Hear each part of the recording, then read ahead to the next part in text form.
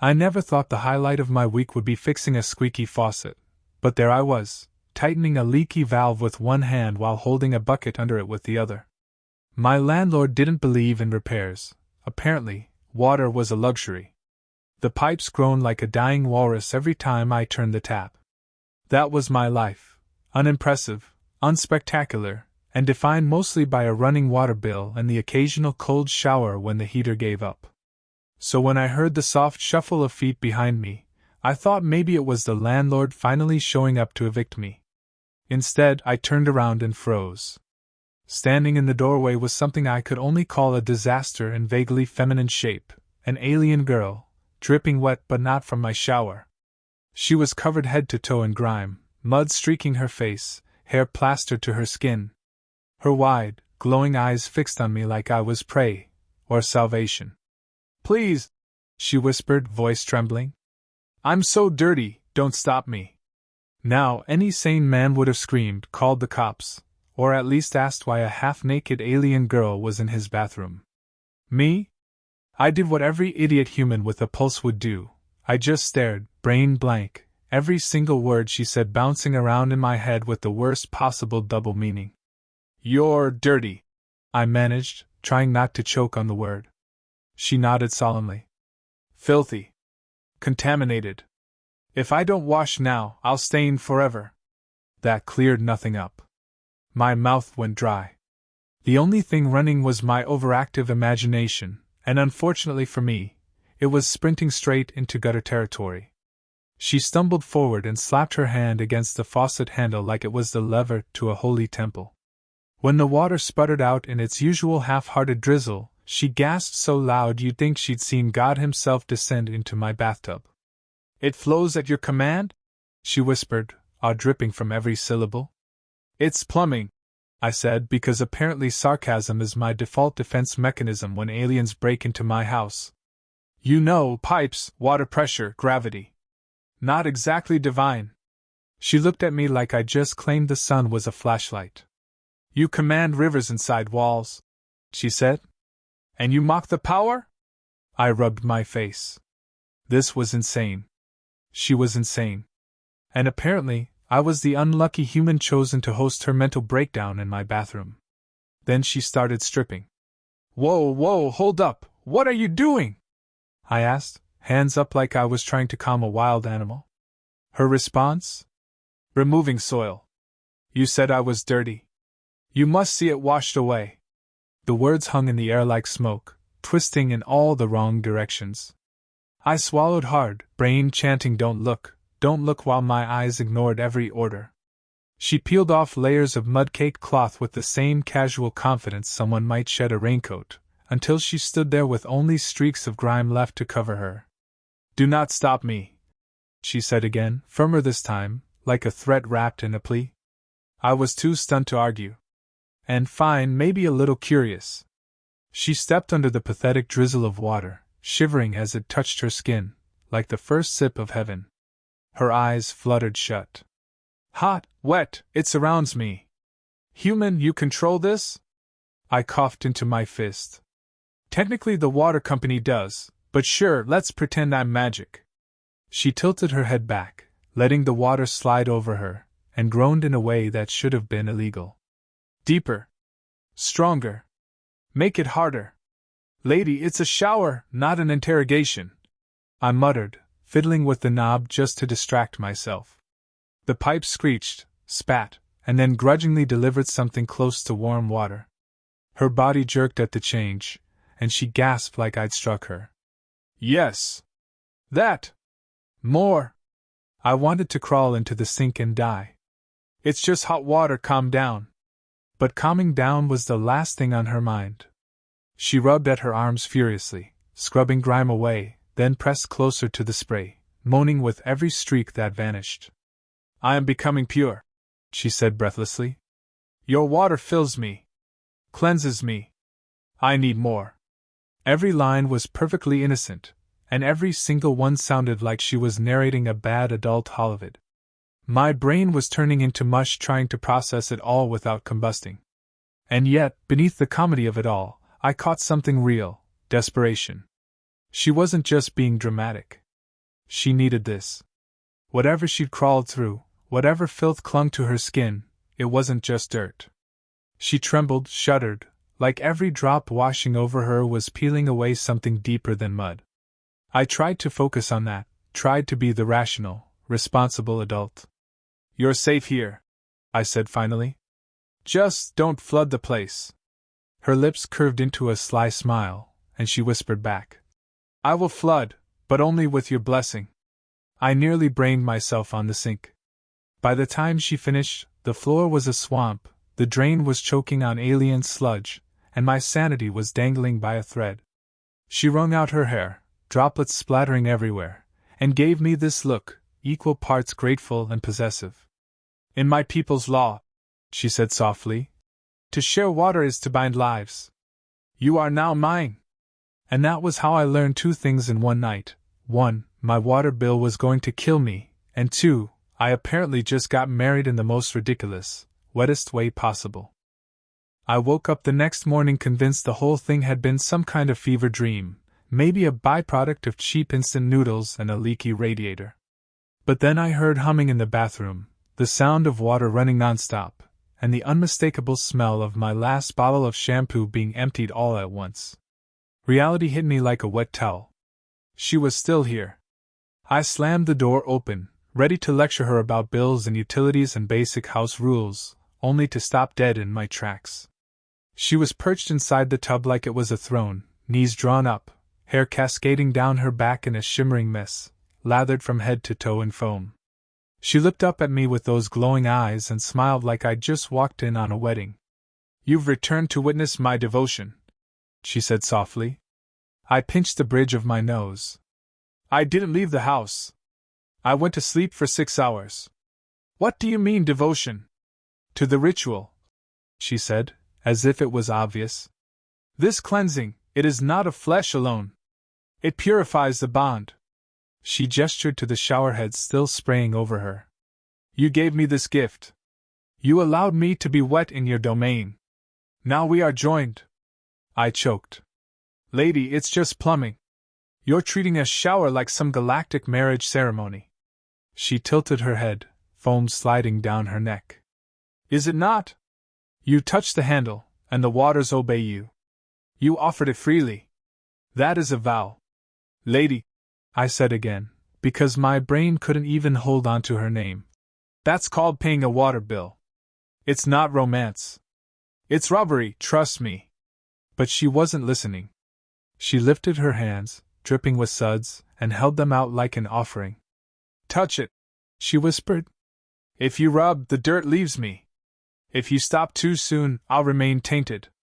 I blinked twice, 3 times. My mouth refused to form a proper answer, because every phrase from her mouth sounded like the opening line to a very specific kind of adult film. "I don't scrub aliens," I said finally. Her grin widened, wicked and knowing. "You already did. With water. You pushed me under your pressure. You made me moan with heat." I wanted to slam my head into the wall until the embarrassment left my body. She wasn't even trying to make it sound innocent anymore. She was doubling down, squeezing every syllable into innuendo. She stood up, and suds dripped off her curves onto the tile floor. She wrung her hair out and slapped the wall when the water pressure dipped. "Harder," she demanded. "Make it stronger. I can't just."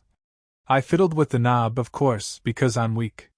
The pipes screamed and rattled, the water sputtered, then surged out with enough force to nearly knock her off her feet.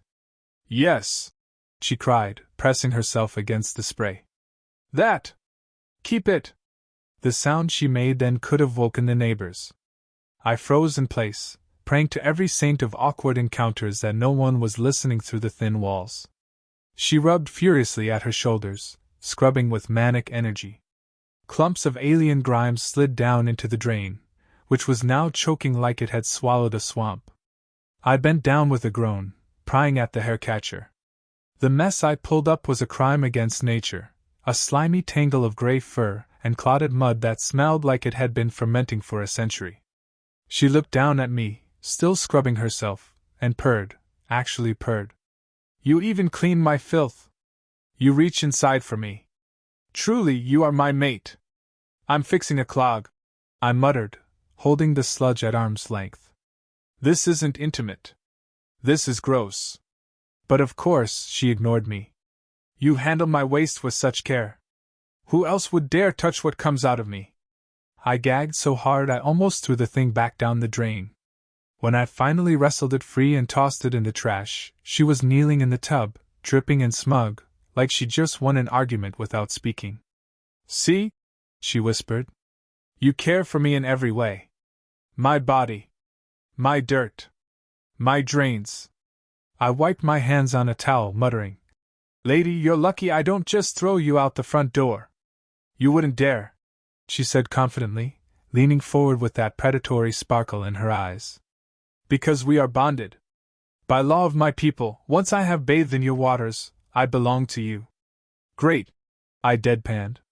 Just what every man dreams of. A clingy alien girlfriend who thinks showering is marriage. She nodded seriously, missing the sarcasm entirely. Yes. Exactly. I am your shower mate. We are bound until one of us dries forever. I dragged my hand down my face. That sounds way more ominous than you think it does. She didn't care. She was already humming again, scooping handfuls of bubbles like they were priceless jewels. She sniffed at the shampoo bottle with wide-eyed reverence. This slime, what is it made of? It smells like flowers and fruit. It's just shampoo, I said, exhausted. She dabbed some on her tongue and gagged. Poison! Then, a beat later, she smiled dreamily. But a tasty one. You humans make your poisons sweet. I gave up. Entirely. There was no winning here. My house was wrecked, my water bill was already ruined, and somehow, in her alien logic, I was now legally married. And the worst part? She was looking at me like she couldn't wait for round two. By the time the afternoon rolled around, I had resigned myself to the fact that my house wasn't mine anymore. It was ours, well, hers. She strutted around wrapped in one of my towels like it was ceremonial garb, trailing puddles with every step, humming in some alien tune that sounded suspiciously smug. Why are you still here? I asked, standing in the kitchen with a mug of stale coffee. She turned, blinking at me with an expression that screamed, How dare you ask something so stupid? Because we are bound, she said. You shared your water. You touched my filth. You cleaned my waste. You think you can wash me once and be free? Lady, I was just being polite, I muttered.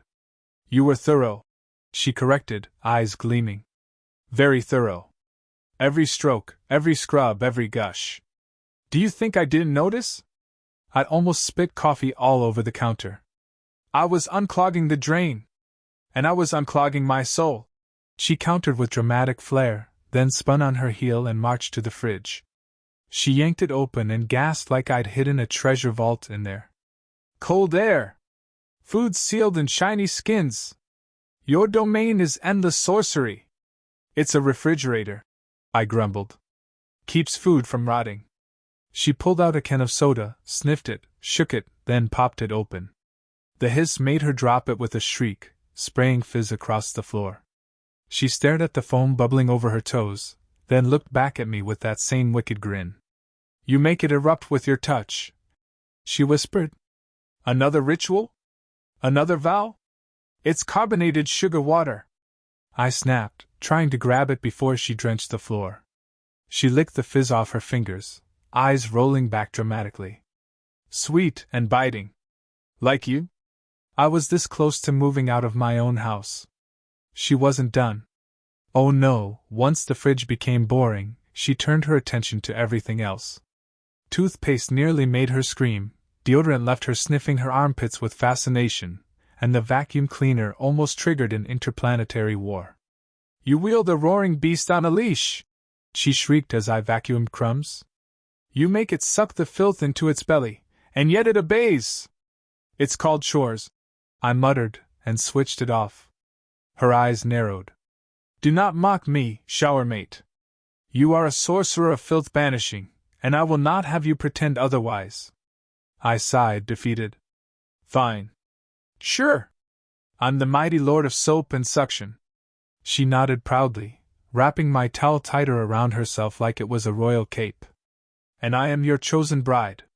Together, no stain shall stand against us. I slammed my head gently into the wall. The worst was when the neighbors showed up. Old Mrs. Henderson from next door knocked, probably to complain about the water hammer sounds from my pipes. I opened the door half a crack, trying to block the view, but of course Towgirl strutted right into sight behind me. Who's that? Mrs. Henderson asked suspiciously. Before I could lie, the alien girl leaned over my shoulder, dripping wet and grinning like the devil. I am his water wife, she declared. We bonded last night. He scrubbed me hard until I was clean. Then he unclogged me. Mrs. Henderson's eyebrows nearly launched into orbit. She didn't even blink. She just turned and walked away without another word, muttering something about sin and today's youth. I closed the door and spun on her. Do you have any idea what you just said? She tilted her head innocently. The truth? That sounded like I ran a midnight car wash inside you. I groaned. She only smiled. And didn't you? I had no comeback. None. My brain simply fizzled and died. The hours crawled by, every one of them full of new disasters. She knocked over half the shelves, tried to bathe in my fish tank, and at one point discovered laundry detergent, which she nearly drank before I yanked it away. It eats filth, she argued. If I swallow, it will cleanse me from inside. It'll cleanse you from existence, I yelled, shoving it back into the cupboard. She pouted, crossing her arms. You're hiding your strongest magic from me. Do you not trust your bride? I rubbed my temples. Bride? You've been in my house for 1 day. And already you cannot get rid of me, she said smugly, padding across the floor and flopping onto the couch. She sprawled like a queen on her throne, towels slipping dangerously low, giving me a look that was equal parts innocent and utterly corrupt. Face it, human. You scrubbed me once, and now I am yours forever. I muttered something about needing therapy, but I didn't kick her out. Maybe because I couldn't. Maybe because, underneath all the insanity, there was a warmth to her clinginess, a raw sincerity I couldn't quite ignore. That didn't mean I was ready for what she said next. When do we repeat the ritual? She asked casually. I blinked. The what? The washing. The lathering. The moaning under hot streams. We must keep ourselves pure. Every night until death. I nearly dropped my mug. Every night? Lady, I don't even do my dishes every night. Then I will wash you too, she said firmly. You let me soak. You let me gush. Now it is my turn to scrub you until you beg me to stop. My brain short-circuited again. And that was how I realized she wasn't leaving. Not today. Not tomorrow. Not ever. The next morning should have been simple. Coffee, toast, and pretending last night never happened.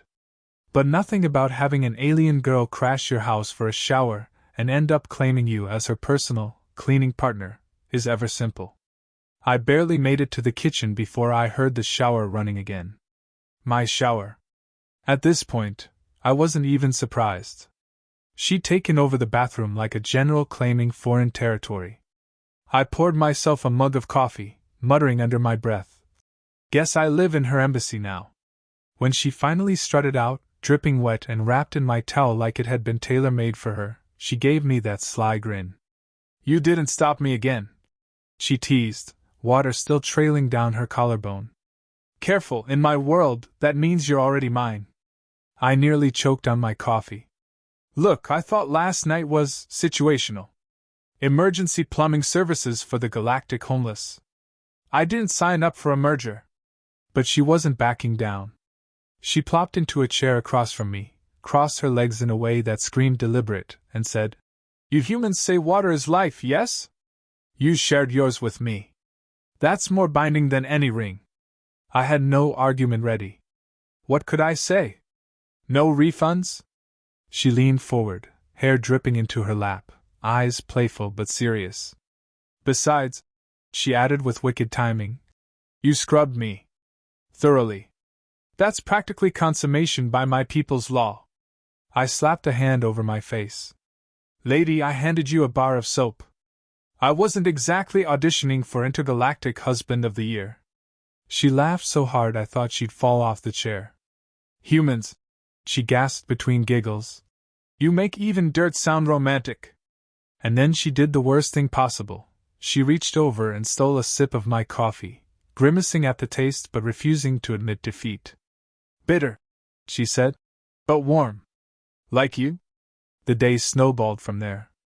She refused to leave the house, insisting she had to stay close to her water source. Every ordinary thing I did turned into innuendo. Washing dishes? She smirked and asked if I liked handling wet things so much. Vacuuming? She cocked her head and asked if this suction ritual was important to my culture. When I cooked lunch, she leaned over my shoulder, tail brushing my side, whispering, Careful with the meat, you don't want it too raw. Unless you like raw. I nearly dropped the pan. She ate like she hadn't seen food in a week, licking sauce from her fingers with deliberate slowness, staring me down with every swipe. When I told her to use a napkin, she just smirked. In my tribe, licking fingers shows gratitude. I grumbled something about cultural differences while she batted her lashes like she'd already won. Later, the neighbors nearly caught me when she peeked through the curtains, still wearing only my towel. I yanked her back before Mrs. Kowalski from next door could faint. Do you want the entire block to know I'm harboring an alien? I hissed. She blinked innocently. I thought you humans liked showing off your mates. I sputtered. We don't even know each other. She tilted her head and asked, What's more intimate than scrubbing someone's back? I had no defense. She kept finding ways to frame every innocent act as if I'd proposed to her without realizing it. When I sneezed, she solemnly declared, By blessing me with your breath, you've shared essence. I groaned. Lady, if breathing counts, I must be married to half the planet by now. She only smirked and said, Not like that, you aren't. By the time night rolled around, I was exhausted, not from fighting off an invasion, but from her relentless campaign of wordplay and cultural loopholes. When I went to bed, I expected her to curl up on the couch. Instead, she padded into my room, dropped the towel, and slid under the sheets without hesitation. What are you doing? I asked, voice cracking like a teenager. Keeping clean, she purred. Humans sweat at night. I'll wash you if I must. I nearly fell out of bed. That's not how this works. She pressed a finger to my lips. Sure. You humans complicate everything. Water, warmth, closeness, it's all the same. I'm not dirty anymore. You fixed that. But now, I belong where I stay clean. And just like that, she nestled against me as if she'd lived there forever, her damp hair tickling my chin. Somewhere between disbelief and laughter, I realized I was doomed. She wasn't just washing off grime, she'd washed herself into my life. Every drop of water had been a promise, every lather a declaration. By her logic, I was already bound, claimed, and certified as hers. And maybe, just maybe, I didn't mind as much as I pretended. Because in a universe full of cold steel and emptier nights, having someone insist they'd rather hog my shower than leave me alone wasn't the worst fate.